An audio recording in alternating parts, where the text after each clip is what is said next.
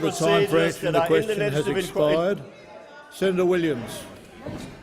Thank you, Mr President. And could I congratulate you, Mr President, on your election to the position of President of this chamber. And I wish you well in controlling the rabble on your left. Mr President, my question is to the Leader of the Government in the Senate, Senator Abetz. Senator Williams, you have the call. My question is to the Leader of the Government in the Senate, Senator Abetz, Mr President. Will the Minister outline to the Senate the benefits for Australia flowing from the new economic partnership agreement with Japan? Leader of the Government in the Senate, Senator Abetz. Thank you, Mr President. I'm delighted to take that question from Senator Williams, a senator who is genuinely concerned for his constituency and can see the benefit, Mr President, to all Australians in this new economic partnership agreement that will be signed this afternoon between the Prime Minister of Australia and the Prime Minister of Japan. It would be fair to call this agreement historic. Indeed, taking the interjection from those opposite, they might like to reflect on the fact that your former Trade Minister, Craig Emerson, has taken to Twitter and described the new agreement as, quote, the best Australia could have achieved. The former US Assistant Secretary of State for East Asia described it as a massive victory. He went on to say that Europe and the United States have been trying to get this kind of agreement from Japan for 30 years. And here we are, after only 9 months in government, with the great assistance of Minister for Trade, Andrew Robb, we have been able to deliver this agreement for the Australian economy. Mr President, we are proud of the fact that we have been able to achieve this agreement, and what it does show is you can achieve things if a government is willing and determined to roll up its sleeves to get the sort of achievements that will be of great benefit to all areas of the Australian economy. And Mr President, you know, rolled over again. Even Tim Harcourt, Labor's favourite economist, described this as a huge opportunity.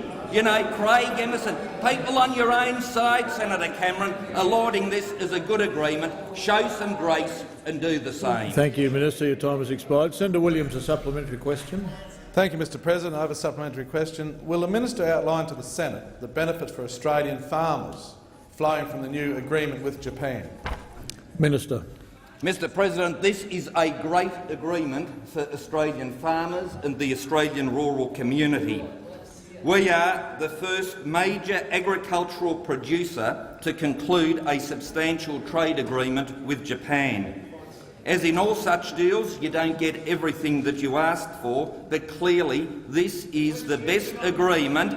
This is the best agreement that we were able to secure with Japan, and it's the best agreement that any country has achieved with Japan. The beef industry alone is set to see gains of $300 to $400 million per year, but it goes a lot further than just the beef industry. Tariffs have been eliminated on more than $16 million. This might be of interest to Senator Cameron, in nut exports. Macadamias, almonds and walnuts.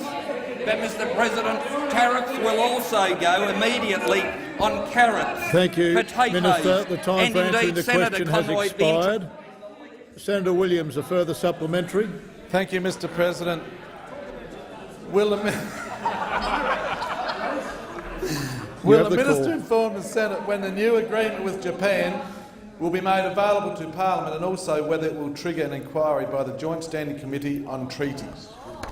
Minister. Mr President, Senator Williams asked a very important question as to the process that is now adopted in relation to treaty making in this country as a result of the changes made by the Howard government. The agreement will be tabled in Parliament next week.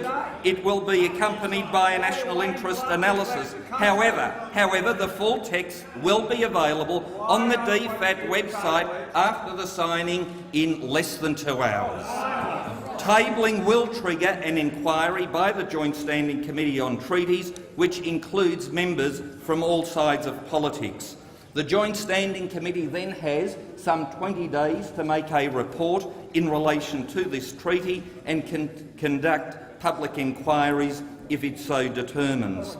The government will consider the committee's report before taking action to bring the new agreement into force.